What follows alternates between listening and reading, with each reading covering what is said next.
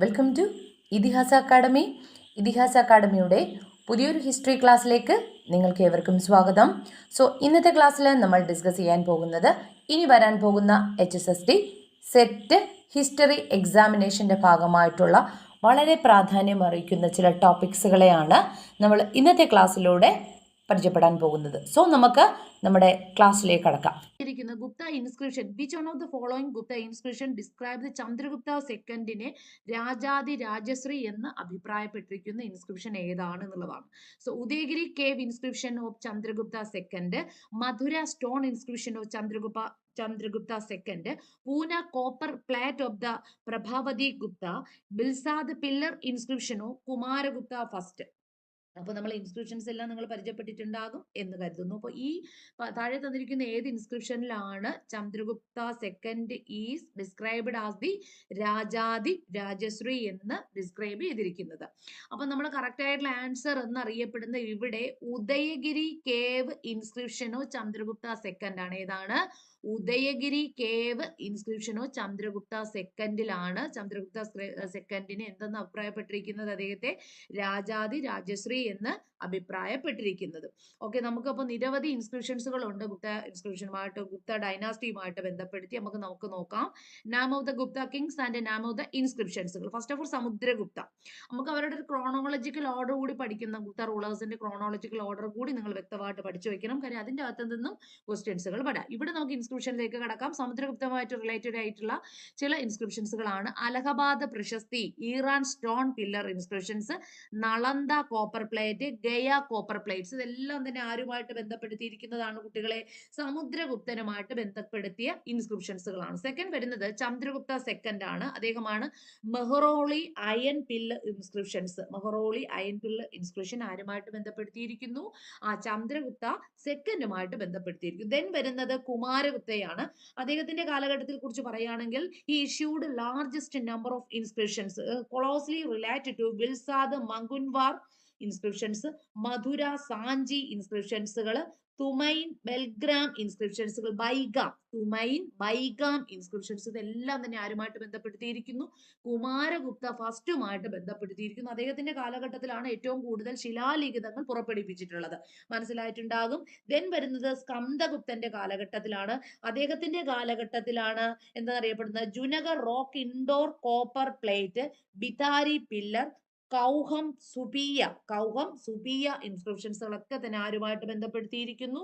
സ്കന്ദഗുപ്തനുമായിട്ട് ബന്ധപ്പെടുത്തിയിരിക്കുന്നു. കൂടി നോക്കാം. Junagadh rock Indore copper plate, Bhitari pillar, Kahaum സുബിയ ഇൻസ്ക്രിപ്ഷൻസുകൾ ആരുമായിട്ട് ബന്ധപ്പെടുത്തിയിരിക്കുന്നു കുട്ടികളെ? സ്കന്ദഗുപ്തനുമായിട്ട് ബന്ധപ്പെടുത്തി. അതുപോലെ തന്നെ ബുദ്ധഗുപ്തൻ നിങ്ങൾ കേട്ടിട്ടുണ്ടായിരിക്കും. അദ്ദേഹമാണ് പഹാർപൂർ ചെമ്പ് തകട് അല്ലെ, പഹാർപൂർ കോപ്പർ പ്ലേറ്റ് ആരുമായിട്ട് ബന്ധപ്പെടുത്തിയിരിക്കുന്നു കുട്ടികളെ? ബുദ്ധഗുപ്തനുമായിട്ട് ബന്ധപ്പെടുത്തി. ഏതാണ്? ബുദ്ധഗുപ്തനുമായിട്ട് ബന്ധപ്പെടുത്തിയിരിക്കുന്നു. വളരെ പ്രാധാന്യം അറിയിക്കുന്നവയാണ് ഇൻസ്ക്രിപ്ഷൻസ് എന്ന് നിങ്ങൾക്ക് തന്നെ മനസ്സിലായിട്ടുണ്ടാവും. അപ്പോൾ ഇതിനെ നിങ്ങൾ വളരെ വ്യക്തമായിട്ട് തന്നെ പഠിച്ചു വെക്കേണ്ടതായിട്ടുണ്ട്. ഓക്കെ, ദെൻ വരുന്ന ക്രോണോളജിക്കൽ ഓർഡർ കൂടെ നമ്മൾ പഠിക്കേണ്ടതായിട്ടുണ്ട്. ഗുപ്ത റൂളേഴ്സിന്റെ ക്രോണോളജിക്കൽ ഓർഡറിനെ നമ്മൾ എടുക്കുകയാണെങ്കിൽ ഫസ്റ്റ് ഓഫ് ഓൾ ആദ്യം വരുന്നത് ശ്രീഗുപ്ത ആൻഡ് കടോൽക്കജ ഗുപ്തയാണ്. ശ്രീഗുപ്തന്റെ പുത്രനായിരുന്നു കേട്ടോ. അദ്ദേഹം ആരാണെന്ന് അറിയപ്പെടുന്നത്? കടോൽക്കജ ഗുപ്ത എന്നറിയപ്പെടുന്നത്. ദെൻ വരുന്നത് ചന്ദ്രഗുപ്ത ഫസ്റ്റ് ആണ്. അദ്ദേഹത്തിന് ശേഷം ചന്ദ്രഗുപ്ത ഫസ്റ്റ് ആണ് വരുന്നത്. ദെൻ വരുന്നത് സമുദ്രഗുപ്ത. ചന്ദ്രഗുപ്ത ഫസ്റ്റിന് ശേഷം സമുദ്രഗുപ്തയാണ്. ദെൻ രാമഗുപ്തയാണ്. ഫിഫ്ത് ഓഫ് ഓർ വരുന്നത് ആരാണ്? ഫിഫ്തിലി വരുന്നത് ചന്ദ്രഗുപ്ത സെക്കൻഡും, ചന്ദ്രഗുപ്ത സെക്കൻഡിന് ശേഷം കുമാരഗുപ്ത ഫസ്റ്റ് ആൻഡ് ലാസ്റ്റ്ലി വരുന്ന സ്കന്ദഗുപ്തയാണ്. ഇങ്ങനെയാണ് നമ്മൾ ആ ഒരു ക്രോണോളജിക്കൽ ഓർഡറിൽ നിങ്ങൾ പഠിച്ചു വെക്കേണ്ടിയിട്ടുള്ളത്. ഇങ്ങനെ തന്നെ ചോദിക്കാൻ ചാൻസ് ഉണ്ട്, ഇങ്ങനെ തന്നെ ചോദിച്ചിട്ടുണ്ട്.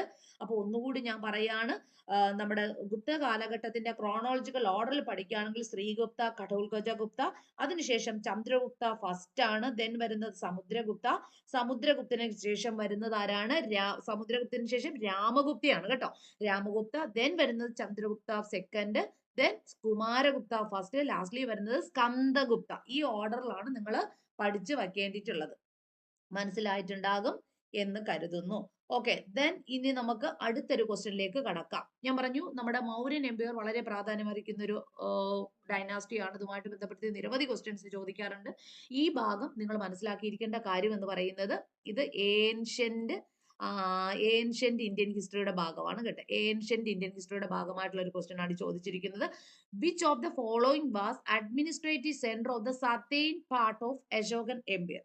അശോക ചക്രവർത്തിയുടെ ഭരണകാലഘട്ടത്തിലെ സതേൺ പാർട്ടില് മനസ്സിലാക്കിയിരിക്കേണ്ട കാര്യം എന്താണ്? അദ്ദേഹം സതേൺ പാർട്ടിലെ അദ്ദേഹത്തിന്റെ അഡ്മിനിസ്ട്രേറ്റീവ് സെന്റർ ഏതാണ് എന്നുള്ളതായിരുന്നു ക്വസ്റ്റ്യൻ. മനസ്സിലാകുന്നല്ലോ. അപ്പൊ നമ്മള് നോർത്തേൺ പാർട്ടും ഈസ്റ്റേൺ പാർട്ടൊക്കെ നമ്മൾ പഠിച്ചിട്ടുണ്ട്. പക്ഷെ അദ്ദേഹത്തിന്റെ സതേൺ പാർട്ടിൽ അദ്ദേഹത്തിന്റെ അഡ്മിനിസ്ട്രേറ്റീവ് സെന്റർ ഉണ്ടായിരുന്നോ, അല്ലെങ്കിൽ ഉണ്ടായിരുന്നു എങ്കിൽ തന്നെ അത് ഏതായിരുന്നു എന്നുള്ളതായിരുന്നു ക്വസ്റ്റ്യൻ. സോ അതൊക്കെ നമുക്ക് ഓപ്ഷൻസിലേക്ക് കടക്കാം. തോസലി, സമാപ, സുവർണഗിരി, ഉജ്ജയിനി. ശ്രദ്ധിക്കുക, തോസലി, സമാപ, സുവർണഗിരി, ഉജ്ജയിൻ. അപ്പൊ ഈ താഴെ തന്നിരിക്കുന്നവയിൽ ഏതാണ്? which of the following was an administrative center of the southern part of the Ashokan Empire is to Suvarnagiri ആണ്. ഏതാണ്? സുവർണഗിരി ആയിരുന്നു അശോക ചക്രവർത്തിയുടെ കാലഘട്ടത്തിലെ സതേൺ പാർട്ടിൽ അദ്ദേഹത്തിന്റെ അഡ്മിനിസ്ട്രേറ്റീവ് സെന്റർ എന്നറിയപ്പെടുന്നത്. ഇതിനെ കുറിച്ച് നമുക്ക് വളരെ വ്യക്തമായിട്ടുള്ള തെളിവുകൾ ലഭ്യമായി തരുന്ന ഒരു റോക്കറ്റ് എഡിറ്റ് ഉണ്ടായിരുന്നു. മേജർ റോക്കറ്റ് എഡിറ്റ് സെക്കൻഡ് ആണ്. Major rocket edit second that describe about that one of the main administrative center of the Ashoka Empire is in South Indian center of the administrative center of Ashokan Empire is to Suvarnagiri. അപ്പൊ സുവർണഗിരിയിൽ ഇത്തരത്തിലുള്ള ഒരു south Indian south ഇന്ത്യനിൽ അദ്ദേഹത്തിന് ഒരു administrative centre ഉണ്ടായിരുന്നു എന്നതിനെ കുറിച്ച് തെളിവുകൾ നമുക്ക് ലഭ്യമാക്കി തന്ന അദ്ദേഹത്തിന്റെ മേജർ റോക്കറ്റ് ഈഡിറ്റ്സ് എന്ന് പറയുന്ന സെക്കൻഡ് ആണ്. അപ്പൊ അതുകൊണ്ട് തന്നെ നമുക്ക് മേജർ റോക്കറ്റ് ഈഡിറ്റ്സുകളെയും കൂടി ഒന്ന് പഠിക്കേണ്ടതായിട്ടുണ്ട്. വളരെ പ്രാധാന്യം അർഹിക്കുന്നവയാണ്. So the which inscription of Ashoka give an account of Kalinga വാറിനെ കുറിച്ച് അദ്ദേഹം വിവരം നമുക്ക് ലഭ്യമാക്കി തരുന്ന, അറിവ് ലഭ്യമാക്കി തരുന്ന അശോകന്റെ മേജർ റോക്കറ്റ് ഈഡിറ്റ്സ് ഏതാണെന്നുള്ളതായിരുന്നു ഇവിടെ ഓപ്ഷൻസ്. നമുക്ക് ഓപ്ഷൻസിലേക്ക് കടക്കാം. മേജർ റോക്കറ്റ് ഈഡിറ്റ്സ് 12 ആണ്. Major rock edicts 8, major rock edicts 11, major rock edicts 13. Here the correct answer is major rock edicts 13 ആണ്. 13 ആണ്. അശോകന്റെ വളരെ പ്രാധാന്യം അറിയിക്കുന്ന മേജർ റോക്കറ്റ് ഈഡിറ്റ്സ് ആയ 13ലാണ് അദ്ദേഹത്തിന്റെ കലിംഗ യുദ്ധത്തെ കുറിച്ച് നമുക്ക് അക്കൗണ്ടിങ് തരുന്നത്. Ashoka which inscriptions Ashoka is an account of the Kalinga war? Ashoka ചക്രവർത്തിയുടെ ഏത് ഇൻസ്ക്രിപ്ഷൻസിലാണ് നമുക്ക് അദ്ദേഹത്തിന്റെ കലിംഗ യുദ്ധത്തെ കുറിച്ചുള്ള ഇൻസ്ക്രിപ്ഷൻസ് അല്ലെങ്കിൽ എന്താ പറയുന്ന അക്കൗണ്ട്സുകൾ നമുക്ക് ലഭ്യമാക്കി തരുന്നത്? ഇൻസ്ക്രിപ്ഷൻസുകളൊക്കെ തന്നെ നമുക്ക് ലഭ്യമാക്കി തരുന്നത് ഏത് റോക്കറ്റ് ഈഡിറ്റ്സിലാണ് കുട്ടികൾ? മേജർ റോക്കറ്റ് ഈഡിറ്റ്സ് 13 ആണ്. Ashoka connection with Buddhism is evident from which of the following edicts? അതുപോലെ തന്നെ ഏത് ഈഡിറ്റ്സുകളിലൂടെയാണ് അശോകന്റെ ബുദ്ധിസവുമായിട്ടുള്ള അദ്ദേഹത്തിന്റെ ബന്ധത്തെ കുറിച്ച്? നമുക്കറിയാം ബുദ്ധിസം സ്വീകരിച്ചത് ആഫ്റ്റർ ദ കലിംഗ യുദ്ധത്തിന് ശേഷമാണ്. അപ്പൊ നമുക്ക് അതിനെ കുറിച്ച് ലഭ്യമായിട്ടുള്ള വിവരങ്ങൾ നമുക്ക് ലഭ്യമാക്കി തരുന്ന ഒരു major rock edicts 13, rock edicts 6, minor rock edicts 1, pillar edicts 4. Here the correct answer is major rock edicts 13 തന്നെയാണ് കറക്റ്റ് ആയിട്ടുള്ള answer. Okay. Which of the following Ashokan inscription is devoted to the principle of his religious tolerance in completely? അദ്ദേഹത്തിന്റെ religious ടോളറൻസിനെ കുറിച്ച് നമുക്ക് ലഭ്യമായിട്ടുള്ള വിവരണങ്ങൾ, അദ്ദേഹത്തിന്റെ മതസഹിഷ്ണുതയെ കുറിച്ച് നമുക്ക് ലഭ്യമായിട്ടുള്ള വിവരങ്ങൾ നൽകിയിരുന്ന റോക്കറ്റ് ഈഡിറ്റ്സ് ഏതാണെന്ന് നമുക്ക് നോക്കാം. Major rock edicts 13, major rock edicts 12, major rock edicts 7, ബഹാബുറു മൈനർ റോക്ക് ഈഡിറ്റ്സ്. ഇതിൽ ഏതാണ് അദ്ദേഹത്തിന്റെ റിലീജിയസ് ടോളറൻസിനെ കുറിച്ച് ലഭ്യമായ അറിവുകൾ ലഭ്യമാക്കി തരുന്ന അശോകൻ ഇൻസ്ക്രിപ്ഷൻ ഏതാണെന്ന് ചോദിക്കുമ്പോൾ ഓപ്ഷൻ ബി ആണ് കറക്റ്റ് ആയിട്ടുള്ള ആൻസർ എന്നറിയപ്പെടുന്നത്. റോക്കറ്റ് ഈഡിറ്റ്സ് 12 ആണ് കേട്ടോ.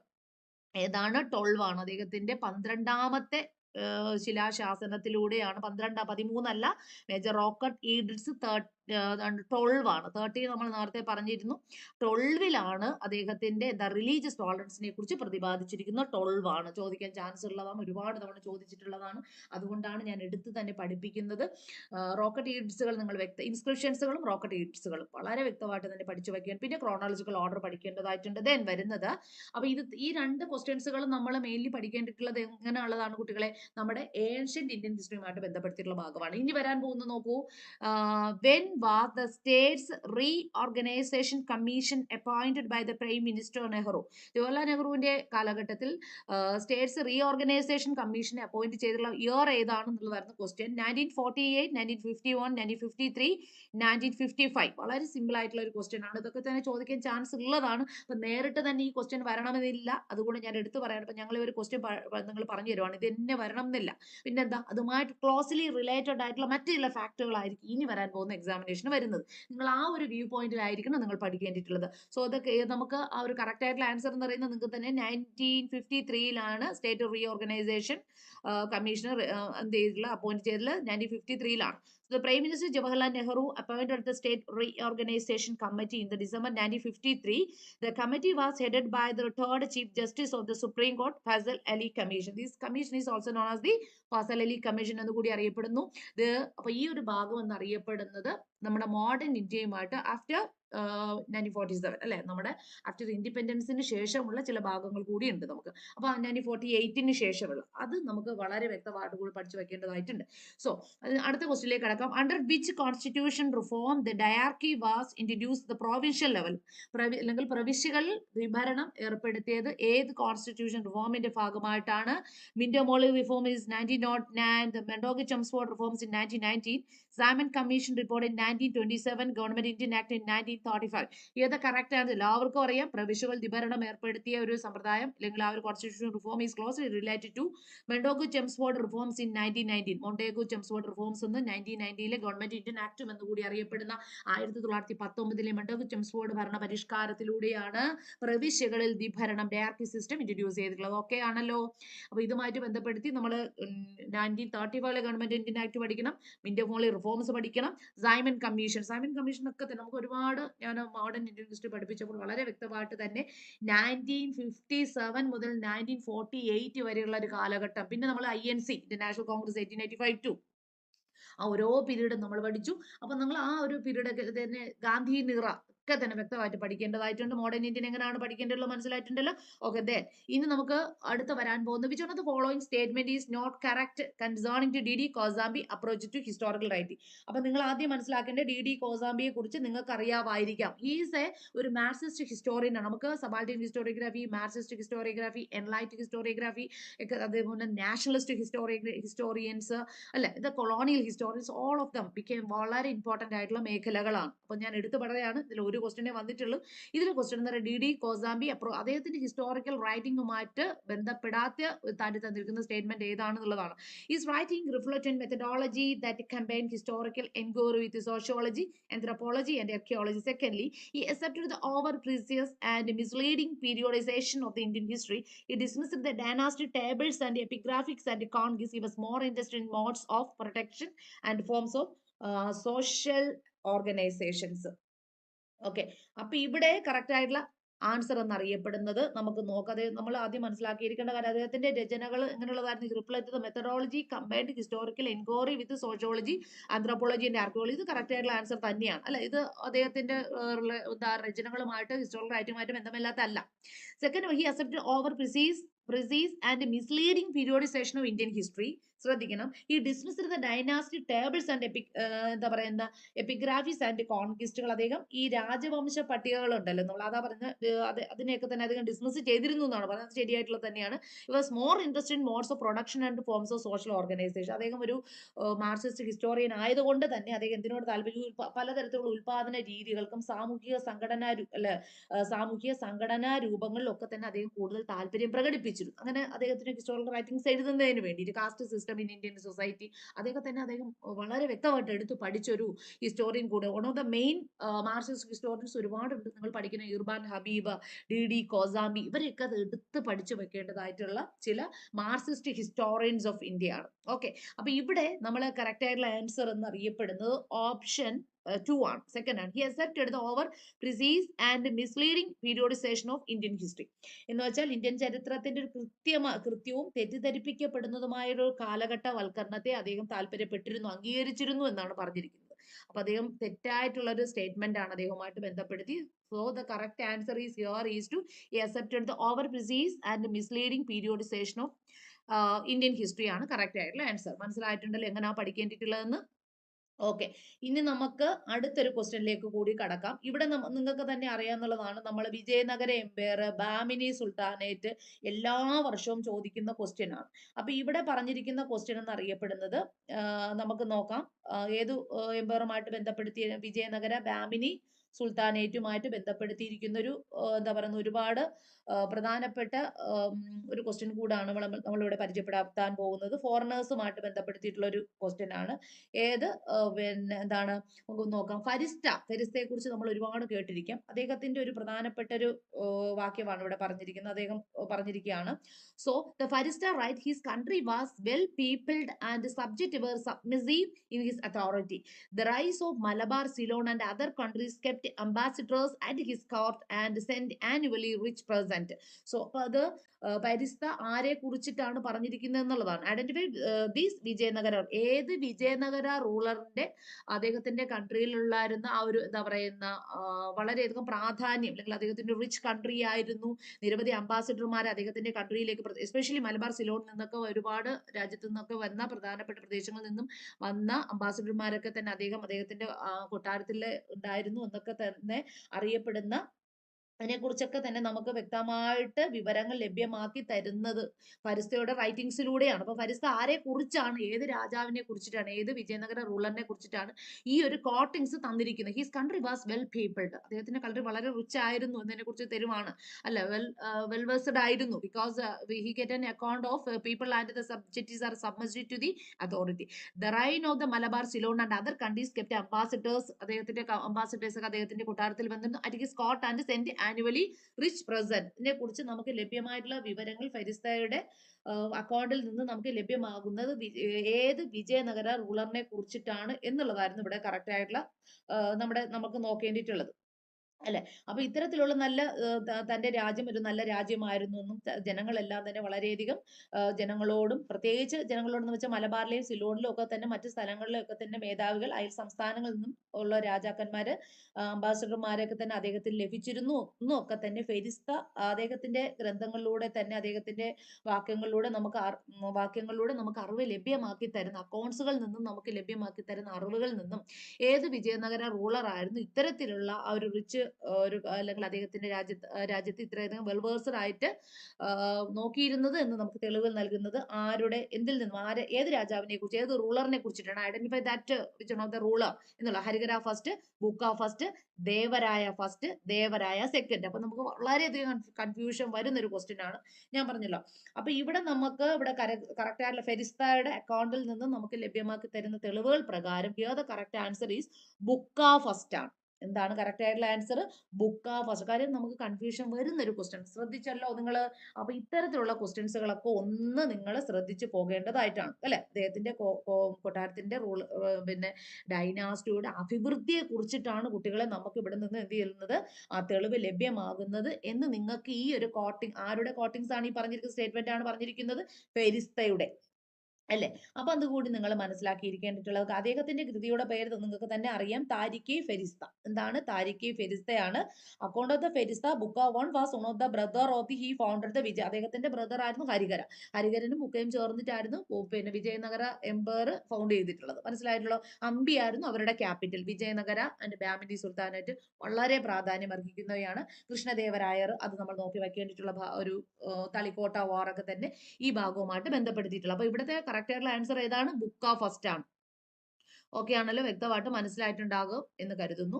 ഇനി ഐക്യ കേരള കൺവെൻഷൻ, നമ്മുടെ കേരള ഹിസ്റ്ററിയുമായിട്ട് ബന്ധപ്പെടുത്തി, ഞാൻ കേരള ഹിസ്റ്ററിയുമായിട്ട് ബന്ധപ്പെടുത്തി ഒരുപാട് ഭാഗങ്ങൾ ഉണ്ടെങ്കിലും ഇവിടെ നമുക്ക് വളരെ പ്രാധാന്യം, 1-2 ക്വസ്റ്റ്യൻ പ്രീവിയസ്ലി നിരന്തരമായിട്ട് ചോദിക്കുന്ന ഭാഗമാണ്. ഐക്യ Kerala convention was hold in Kochi. ഐക്യ കേരള കൺവെൻഷൻ നടന്നത് എവിടെയാണ് എന്നുള്ളതായിരുന്നു ക്വസ്റ്റ്യൻ. തൃശ്ശൂർ, പയ്യന്നൂർ, ആലപ്പുഴ. കറക്റ്റ് ആയിട്ടുള്ള ആൻസർ നിങ്ങൾക്ക് തന്നെ എല്ലാവർക്കും മിക്കവാറും അറിയാവുന്നൊരു ക്വസ്റ്റ്യൻ ആയിരിക്കും. പക്ഷെ നേരിട്ട് ഇങ്ങനെ തന്നെ ചോദിക്കണം എന്നില്ല. അപ്പൊ പ്രീവിയസ്ലി വന്നൊരു ക്വസ്റ്റ്യൻ ഇങ്ങനെ ആയിരുന്നു, Aikya Kerala convention was hold in എവിടായിരുന്നു? കറക്റ്റ് ആയിട്ടുള്ള ആൻസർ തൃശ്ശൂരാണ് നടന്നിട്ടുള്ളത്. ഏത് വർഷമായിരുന്നു? ഈ 1947 ഏപ്രിൽ മാസമാണ് നടന്നിട്ടുള്ളത്. ശ്രദ്ധിക്കുക, കേരള വർമ്മ ഇനാഗ്രേറ്റഡ് ദ ഐക്യ കേരള കൺവെൻഷൻ. ഈ ഐക്യ കേരള കൺവെൻഷനെ ഇനാഗ്രേറ്റ് ചെയ്തിട്ടുള്ളത് ആരാണ് കുട്ടികളെ? കേരള വർമ്മയായിരുന്നു. ഹേൾഡ് ഇൻ തൃശ്ശൂർ ആണ് വെച്ചതാണ്. Under the chairmanship of Keralappan, Kerala Gandhi എന്നറിയപ്പെടുന്ന കേരളപ്പന്റെ നേതൃത്വത്തിൽ തൃശ്ശൂർ വെച്ചിട്ടാണ് ഐക്യ കേരള കൺവെൻഷൻ 1947 നടന്നിട്ടുള്ളത്. The convention passed the resolution. ഈ കൺവെൻഷനിലൂടെയാണ് റെസൊല്യൂഷൻ പാസ്സാക്കുക ഫോർ ദ ഫോർമേഷൻ. എന്തിനു വേണ്ടിയിട്ട്? For the the formation of United Kerala. ഒരു ഐക്യ കേരള ഈ ഒരു കൺവെൻഷനിൽ വെച്ച് ഐക്യ കേരള വേണ്ടിയിട്ട് ഒരു റെസൊല്യൂഷൻ പാസ്സാക്കുകയും ഫോർമേഷൻ ചെയ്യുകയും ചെയ്തിട്ടുണ്ടായിട്ടുണ്ട്. ആരുടെ നേതൃത്വത്തിലാണ്? Under the chairmanship of K Kelappan. Inaugurated ചെയ്തത് ആരുടെ നേതൃത്വത്തിലാണ്? ഐക്യ കേരള തമ്പുരാൻ എന്നുകൂടി അറിയപ്പെടുന്ന കേരളവർമ്മ സേവനാണ് കേട്ടോ. ശ്രദ്ധിക്കുക, ഐക്യ Kerala who is known as ഐക്യ കേരള തമ്പുരാൻ.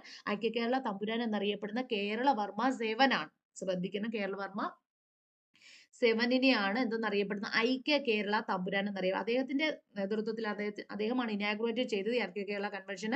ഈസ് ഹോൾഡ് ഇൻ തൃശ്ശൂർ ആണ്. ആരുടെ ചെയർമാൻഷിപ്പിലാണ്? കെ കേളപ്പന്റെ നേതൃത്വം. അപ്പൊ നമ്മൾ ഈ ഒരു ക്വസ്റ്റ്യൻ കാണുമ്പോൾ നിങ്ങൾ ചിന്തിക്കേണ്ട കാര്യം ഇത്രയുമാണ്. നമ്മൾ ഈ ഐക്യ കേരള കൺവെൻഷൻ എവിടെ വെച്ചാൽ നടന്നിട്ടുള്ളത് എന്നുള്ളതായിരിക്കില്ല ക്വസ്റ്റ്യൻ വരുന്നത്. ബട്ട് എന്താ ക്ലോസ്ലി റിലേറ്റഡ് ആയിട്ടുള്ള ചില ഫാക്ടുകൾ അപ്പം പറഞ്ഞിട്ടുണ്ടല്ലോ.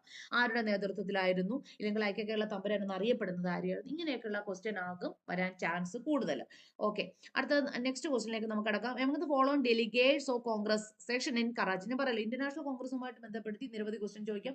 ഡയറക്റ്റ് ക്വസ്റ്റ്യൻ ആകണമെന്നില്ല. പലപ്പോഴും വളരെ വ്യത്യസ്തമായിട്ടുള്ള ക്വസ്റ്റ്യൻസുകളായിരിക്കും ഇന്റർനാഷണൽ കോൺഗ്രസുമായിട്ട് ബന്ധപ്പെടുത്തി വരുന്നത്. അപ്പൊ ഇവിടത്തെ നമുക്ക് നോക്കാം. Among the following delegates at the Congress sessions Karachi 1931 Karachi sessions of ഡെലിഗേറ്റ്സിൽ who did not oppose the Gandhi Irwin പാക്ടിന് ഒപ്പോസ് ചെയ്യാത്തതാര് എന്നുള്ളതായിരുന്നു. അപ്പോൾ നമുക്കറിയാം എല്ലാ ആൾക്കാരും എസ്പെഷ്യലി ജവഹർലാൽ നെഹ്റു ഉൾപ്പെടെയുള്ള നിരവധി നേതാക്കൾ, നാഷണൽ ലീഡേഴ്സ് ഒക്കെ all of them became oppose the Gandhi Irwin പാക്ടിനെ എതിർത്തവരായിരുന്നു. There are lot of causes, ഒരുപാട് കാര്യങ്ങൾ ഉണ്ടായിരുന്നു അവർ എതിർത്തത്. ബട്ട് അപ്പൊ ഇതിൽ എതിർക്കാത്തതാര് എന്നുള്ളതായിരുന്നു ക്വസ്റ്റ്യൻ വന്നിട്ടുള്ളത്. ജംനാദാസ് മേത്ത. ഓപ്ഷൻ നോക്കുക. ജംനാദാസ് മേത്ത, സ്വാമി ഗോവിന്ദനാഥ്, യൂസഫ് മെഹ്റാലി, പുരുഷോത്തം ദാസ് താക്കൂർ ദാസ്. അപ്പൊ ശ്രദ്ധിക്കേണ്ടിട്ടുള്ള കാര്യം ഇതാണ്.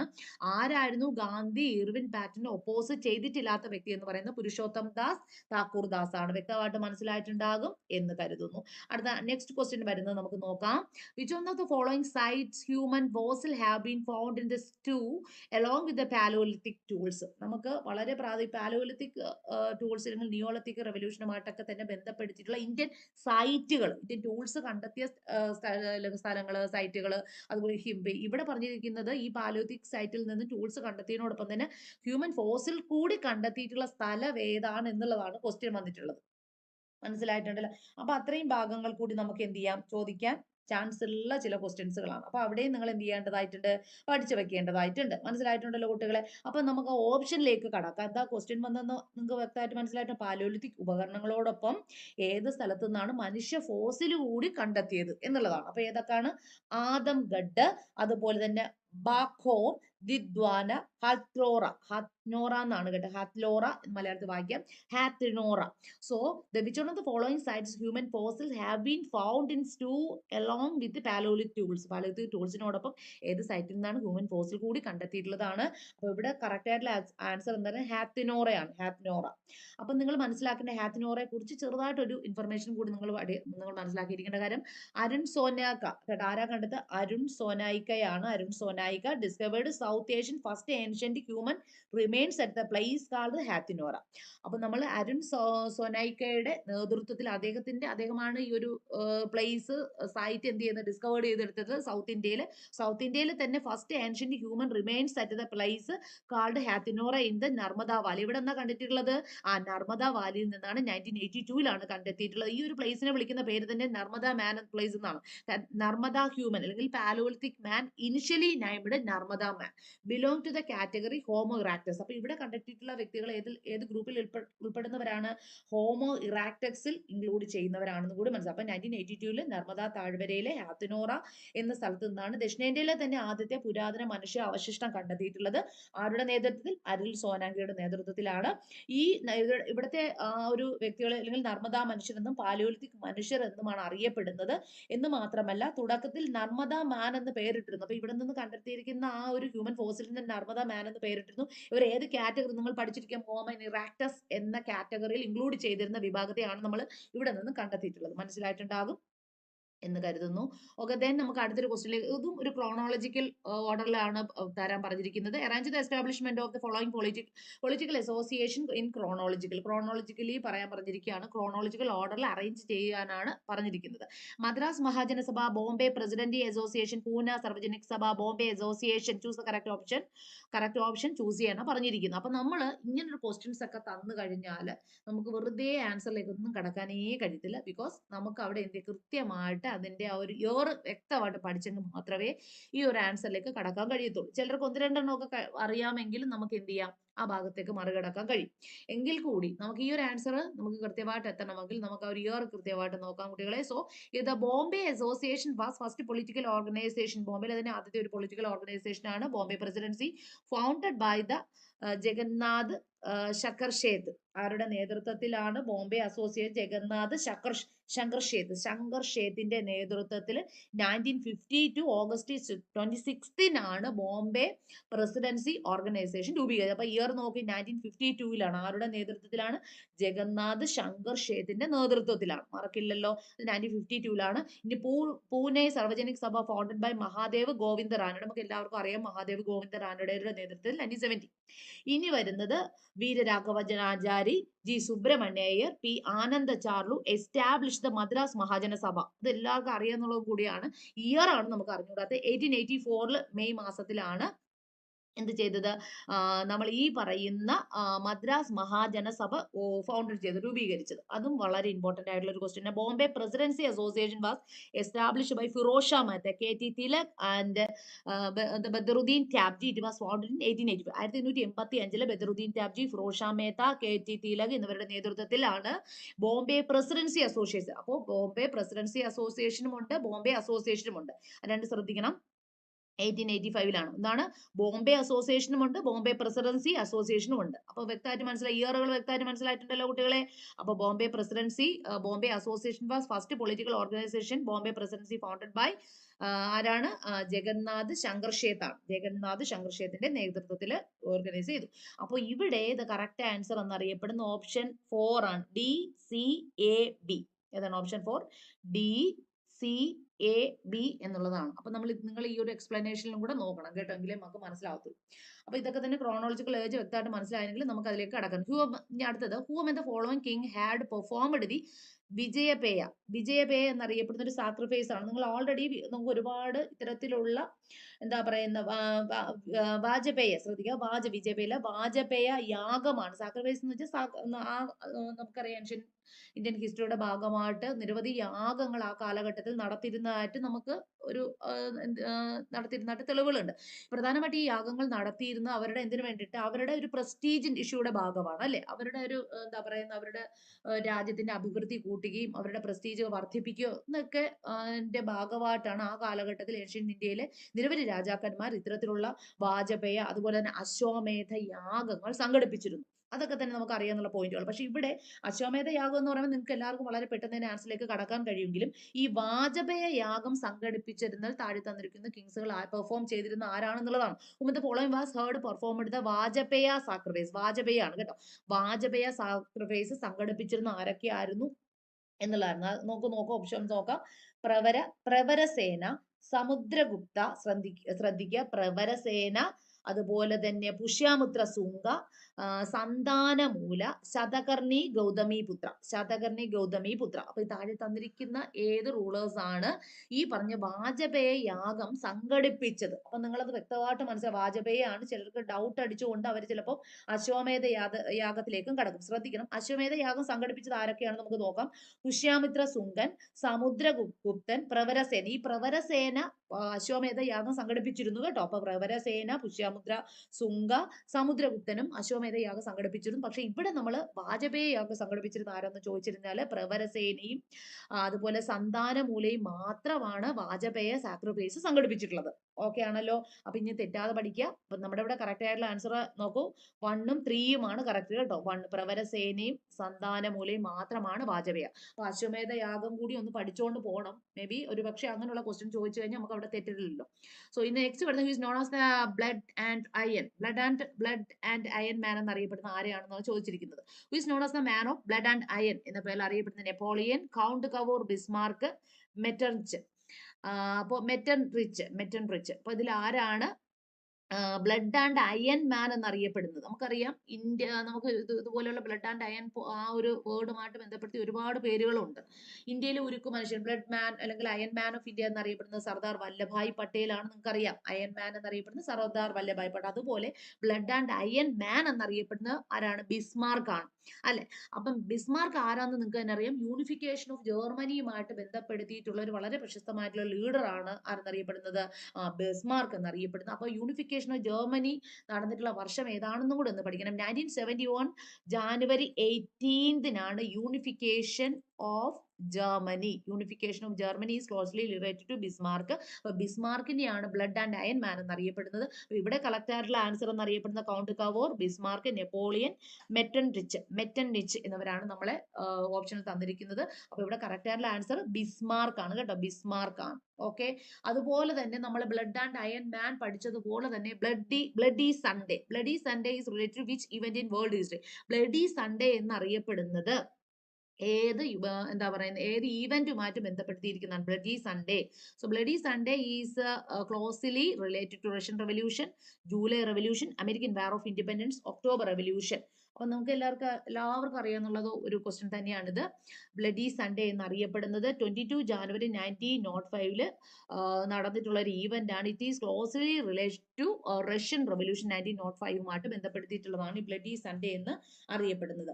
അപ്പൊ നമുക്ക് ആ ബ്ലഡി സൺഡേയുമായിട്ട് ബന്ധപ്പെടുത്തി വ്യക്തമായിട്ട് തന്നെ പഠിക്കേണ്ടതായിട്ടുണ്ട്. 1905 ജാനുവരി 22 ഫാദർ ഗോപോൺ, ശ്രദ്ധിക്കണം, father Gapon lead a march to deliver a petition to tsar ചക്രവർത്തിമാർക്ക് അറിയാലോ, അവിടുത്തെ റഷ്യയിലെ ഭരണാധികാരിയാണ് സാർ ചക്രവർത്തിമാരെന്ന് അറിയപ്പെടുന്നത്. This event was began known as the bloody Sunday and is seen is one of the key causes of the 1905 revolution. 1905 Russian റെവല്യൂഷന്റെ ഒരു key causes എന്ന് പറയുന്നത് തന്നെ ഈ ബ്ലഡി സൺഡേ ആണ്. Because of this incident, the short lived revolution in which the sir lost control of large areas in Russia. എന്ന് വെച്ചാൽ ഈ ഒരു ബ്ലഡി സൺഡേക്ക് ശേഷം, ഈ ഒരു യുദ്ധത്തിന് ശേഷം എന്ത് ചെയ്തു? ഇന്ത്യയിൽ, അതായത് റഷ്യയുടെ ഒരു വലിയ പ്രദേശങ്ങൾ സാർ ചക്രവർത്തിമാരുടെ നിയന്ത്രണത്തിൽ നിന്ന് എന്ത് ചെയ്തു? നഷ്ടപ്പെട്ടു. നിയന്ത്രണം അവർക്ക് നഷ്ടപ്പെടുകയുണ്ട്. സാർ ചക്രവർത്തിമാർക്ക് നിയന്ത്രണം നഷ്ടപ്പെടുത്തിയ ഒരു റെവല്യൂഷനാണ് ബ്ലഡി സൺഡേ എന്നറിയപ്പെടുന്നത്. ഇറ്റ് ഈസ് 1905 അപ്പൊ നിങ്ങൾ ആ ഒരു 1905 ജാനുവരി 22 ഇത് എന്തുമായിട്ട് ബന്ധപ്പെട്ടിരിക്കുന്നു? ബ്ലഡി സൺഡേ റഷ്യൻ റെവല്യൂഷനുമായിട്ട് ബന്ധപ്പെട്ടിരിക്കുന്നു. അപ്പൊ വ്യക്തമായിട്ട് നിങ്ങൾക്ക് മനസ്സിലായിട്ടുണ്ടാകും എന്ന് കരുതുന്നു. ഓക്കെ, ദെൻ നമുക്ക് അടുത്തൊരു ക്വസ്റ്റ്യൻ. ഇതൊക്കെ തന്നെ നമുക്ക് വേൾഡ് ഹിസ്റ്ററിയുമായിട്ട് ബന്ധപ്പെടുത്തിയിരിക്കുന്ന ക്വസ്റ്റ്യൻസുകളാണ്, മറക്കാതിരിക്കുക. അടുത്ത നെക്സ്റ്റ് ഒരു ക്വസ്റ്റ്യനിലൂടെ നമുക്ക് കടന്നു പോകാം. അടുത്ത് വരുന്നത് find the correct chronological order തന്നെയാണ് ഇവിടെയും ചോദിച്ചിരിക്കുന്നത്. Even from the codes given below, abolition dual government in Bengal, treaty of Allahabad, battle of Plassey, battle of Wandiwash. നമുക്കറിയാം ഇവിടെയും വെറുതെ നമുക്ക് ആൻസർ കിട്ടത്തില്ല. ജസ്റ്റ് നമുക്ക് 1-2 ഇയറുകൾ പഠിച്ചെങ്കിൽ മാത്രമേ നമുക്ക് ഈ കറക്റ്റ് ആയിട്ട് ക്രോണോളജിക്കൽ ഓർഡറിനെ നമുക്ക് അറേഞ്ച് ചെയ്യാൻ കഴിയത്തുള്ളൂ. ഇവിടെ നമുക്ക് കറക്റ്റ് ആയിട്ടുള്ള ആൻസറിലേക്ക് കടക്കുമ്പോൾ തന്നെ നമുക്ക് നോക്കാം. Dual system of government was abolish by Warren Hastings in 1772 dual system of government abolish, Warren ഹേസ്റ്റിംഗ്സിന്റെ നേതൃത്വത്തിൽ ഡ്യുവൽ സിസ്റ്റം അബോളിഷ് ചെയ്തിട്ടുള്ളത്. The treaty of Allahabad was signed in 16 August 1765 between the Mughal Emperor Shah Alam II, son of the late Emperor Alamgir II, and Robert Clive of the East Indian Company in the aftermath of the Battle of Bexar ശേഷം 1764 ഏതാണ് 1764 23 June. അതുപോലെ അടുത്ത next വരുന്നത് 1757 troop of the British East India company lead by Robert ക്ലൈവിന്റെ against the forces, Siraj യുദ്ധവിളിക്ക് ശേഷം against campaign നടത്തുക. And last nawab of Bengal and his French allies. ഇത് വരുന്നത് 1757 ആണ്, അറിയാലോ. അടുത്തത് English forces under the sir Eyre Coote in the battle of Wandiwash in 1760. ആരൊക്കെയാണ് വാൻഡിവാഷ് യുദ്ധം നടന്ന? ഫ്രഞ്ച് ഗവൺമെന്റും ബ്രിട്ടീഷ് ഗവൺമെന്റും തമ്മിൽ നടന്ന യുദ്ധമാണ് വാൻഡിവാഷ് യുദ്ധം എന്നറിയപ്പെടുന്ന. കർണാട്ടിക് യുദ്ധങ്ങൾ നിങ്ങൾക്ക് അറിയായിരിക്കും. French lost their Indian possessions include in the Pondicherry, Mahi, Ginagi and Karaikal in the to the British. മനസ്സിലായിട്ടുള്ള കുട്ടികളെ? അപ്പൊ ഇവിടെ നമുക്ക് മനസ്സിലാക്കിയിരിക്കേണ്ട കാര്യം ഇതാണ്. കോഡ് കൃത്യമായിട്ട് നിങ്ങൾ പഠിക്കണം. Battle of Plassey, battle of Wandiwash നടന്ന യുദ്ധം, ട്രീറ്റി ഓഫ് അലഹബാദ്, അതുപോലെ തന്നെ abolition dual government in Bengal. അത് ഏതാ പറഞ്ഞിട്ടുള്ളത്? 1772 അപ്പൊ ഇവിടെ കറക്റ്റ് ആയിട്ടുള്ള ഓപ്ഷൻ എന്ന് പറയുന്നത് ഓപ്ഷൻ സി ആണ്. സി എന്ന് പറയുന്നത് 3, 4, 2, 1 ആണ്. 3, ഫസ്റ്റ് ഓഫ് ഓൾ 3 ആണ്. ബാറ്റിൽ ഓഫ് പ്ലാസി A7057 നമുക്ക് എല്ലാവർക്കും അറിയാവുന്നതാണ് 3. അതുപോലെ തന്നെ 4 ആണ്. ബാറ്റിൽ ഓഫ് വാൻഡി വാഷ് ആണ്. വാൻഡി വാഷ് നടന്ന ഇയർ 1716 ആണ്. ദെൻ വരുന്നത് പിന്നെ എന്താണ് 2 ആണ്. 2 എന്ന് പറയുന്നത് ട്രീറ്റി ഓഫ് അലഹബാദ് ആണ്. നെക്സ്റ്റ് ലാസ്റ്റ് വരുന്ന അബോളിഷൻ ഓഫ് ഡ്യുവൽ ഗവൺമെന്റ്. അപ്പൊ നമ്മൾ 3, 4, 2, 1 ആണ് കറക്റ്റ് ആയിട്ടുള്ള ആൻസർ എന്ന് അറിയപ്പെടുന്നത്. മനസ്സിലായത്? ക്രോണോളജിക്കൽ ഓർഡർ വ്യക്തമായിട്ട് പഠിച്ചെങ്കിൽ മാത്രമേ നമുക്ക് ആൻസറിലേക്ക് കടക്കാൻ കഴിയത്തുള്ളൂ. ദെൻ ഇനി നമുക്ക് കുറച്ച് ബുക്സുകളിലൂടെ നോക്കി പോകാം. ഇതും വളരെ പ്രാധാന്യപ്പെട്ടിട്ടുള്ളതാണ് കുട്ടികളെ. നമ്മൾ നേരത്തെ പറഞ്ഞ നാഷണലിസ്റ്റിക് ഹിസ്റ്റോറിയോഗ്രാഫി ഉണ്ട്, അതുപോലെ തന്നെ സബാൾട്ടൻ ഹിസ്റ്റോറിയോഗ്രാഫി, എൻലൈറ്റിംഗ് ഹിസ്റ്റോറിയോഗ്രാഫി. ഇവിടെ ഇതുമായിട്ട് ബന്ധപ്പെട്ട ഒരു ക്വസ്റ്റ്യൻ ആണ് നമ്മളിവിടെ പരിചയപ്പെടാൻ പോകുന്നത്. നാഷണലിസ്റ്റ് ഹിസ്റ്റോറിയൻസ് ആണ്. Author of the book Indian after independence. ഇതൊരു നാഷണലിസ്റ്റ് ഹിസ്റ്റോറിയനുമായിട്ട് ബന്ധപ്പെടുത്തിയിരിക്കുന്ന ഒരു ക്വസ്റ്റ്യൻ ആണ്. Sumit Sarkar, Bipin Chandra, Ranajit Guha, Gyan Pandey. Here the correct answer. വളരെ ഇമ്പോർട്ടന്റ് ആയിട്ടുള്ള ഒരു ക്വസ്റ്റ്യൻ ആണ്. ഇന്ത്യൻ ആഫ്റ്റർ ഇൻഡിപെൻഡൻസ് ആരുമായിട്ട് ബന്ധപ്പെട്ടിരിക്കുക? ബിപിൻ ചന്ദ്രയുമായിട്ട് ബന്ധപ്പെടുത്തിയിരിക്കുക. ഇനി അദ്ദേഹത്തിന്റെ വളരെ ഇമ്പോർട്ടന്റ് ആയിട്ടുള്ള ചില ബുക്സുകൾ കൂടി പരിചയപ്പെടേണ്ടത്. India since independence, freedom struggle, India after independence, communalism in modern India. Previously 2 തവണ ചോദിച്ചിരിക്കുന്ന ക്വസ്റ്റ്യൻ ആണ് communalism in modern India. Essay on colonialism, rise and growth of economic nationalism in India. ഒരുപാട് തവണ നിരവധി തവണ ചോദിച്ചിരിക്കുന്ന ഒരു ക്വസ്റ്റ്യൻ ആണ് rise and growth of economic nationalism in India. Is closely related to Bipin Chandra. മറക്കില്ലല്ലോ കുട്ടികളെ? ഓക്കെ. അങ്ങനെയാണെങ്കിൽ രണജിത് ഗുഹ വളരെ പ്രാധാന്യമാണ്. സബാൾട്ടൻ ഹിസ്റ്റോറിയൻ ആണ്. അദ്ദേഹത്തിന്റെ 3 പ്രാവശ്യം ചോദിച്ചൊരു ക്വസ്റ്റ്യൻ നമുക്ക് നോക്കാം. Dominance without hegemony. Dominance without hegemony is the book is closely related to Ranajit ഗുഹയുമായിട്ട് ബന്ധപ്പെട്ട് അദ്ദേഹം ഒരു സബാൾട്ടൻ ഹിസ്റ്റോറിയൻ ആണ്. ആ പുസ്തകത്തിന്റെ പേര് എടുത്ത് തന്നെ പഠിക്കുക. ഇത് മാത്രമല്ല, ഒരുപാട് നിരവധി പുസ്തകങ്ങളുണ്ട് നമ്മുടെ ക്ലാസ്സിലൊക്കെ ഞങ്ങൾ തന്നിട്ടുള്ളതാണ്. അപ്പൊ ഈ ഭാഗങ്ങൾ നിങ്ങൾ വ്യക്തമായിട്ട് പഠിച്ചു വെക്കേണ്ടതായിട്ടുണ്ട്. ഓക്കെ. ദെൻ നിങ്ങൾക്കറിയാം ലാസ്റ്റ് നമ്മൾ ചർച്ച ചെയ്യാൻ പോകുന്നത് ഡെഫിനിഷൻ ഓഫ് ഹിസ്റ്ററി. കാര്യം ഡെഫിനിഷൻ എല്ലാ തവണയും ചോദിക്കും. ഞാൻ നിരവധി ഡെഫിനിഷൻ ഇവിടെ തന്നിട്ടുണ്ട്. ഇതിൽ ഏകദേശം ഒരു 6-7 ഡെഫിനിഷൻ എങ്കിലും നിങ്ങൾ നോക്കി വെക്കണം. അതിൽ എപ്പോഴും വരുന്നതാണ് EH Carr. History is unending dialogue between present and past. അതുപോലെ തന്നെ ബറിയുമായിട്ട് ബന്ധപ്പെടുത്തി history is a science no less and no more. ആക്ഷനുമായിട്ട് ലോഡ് ആക്ഷനുമായിട്ട് ബന്ധപ്പെടുത്തി history is unfolding story of the human freedom. Carlyle history is nothing but biography of great man. Edmund Burke history is a preceptor and prudence and no principles. Okay. Renier history, according to Renier history is the story of man living in society. അതുപോലെ തന്നെ Aristotle history is an account of the unchanging the past. Polybius history is an account worthy of being remembered. Francis Bacon history is the discipline that make man voice. ഇതിൽ ഏറ്റവും തവണ കൂടുതൽ ചോദിക്കുന്ന question lord Acton, history the unfolding story of the human freedom. കോഡുകളൊക്കെ ഉപയോഗിച്ച് നമ്മൾ ക്ലാസ്സിൽ ഏകദേശം പഠിപ്പിച്ചിട്ടുണ്ട്. നിങ്ങൾ വ്യക്തമായിട്ട് പഠിക്കേണ്ടിട്ടുള്ള ഭാഗം കൂടിയാണ് ഈ ഭാഗം. ഡെഫിനിഷൻ ഒന്നും മറക്കല്. ഏകദേശം ഈ ഞാൻ 10-12 ഡെഫിനിഷൻ തന്നിട്ടുണ്ട്. ഇതിൽ 1-2 നിരന്തരം ചോദിക്കുന്നതാണ്. അപ്പൊ ഈ ഭാഗം കൂടി നിങ്ങൾ വ്യക്തമായിട്ട് മനസ്സിലാക്കേണ്ടതായിട്ടുണ്ട് കുട്ടികളെ. അപ്പോ ഇത്രയും ഭാഗങ്ങളൊക്കെ നമ്മൾ ഏകദേശം ഒരു സിലബസുമായിട്ട് ഇങ്ങനെ കണക്ട് ചെയ്ത് പഠിഞ്ഞു പോയിട്ടുണ്ട്. വേൾഡ് ഹിസ്റ്ററി, അതുപോലെ തന്നെ കേരള ഹിസ്റ്ററി, നാഷണലിസ്റ്റ് ഹിസ്റ്റോറിയോഗ്രാഫി ഒക്കെ തന്നെ.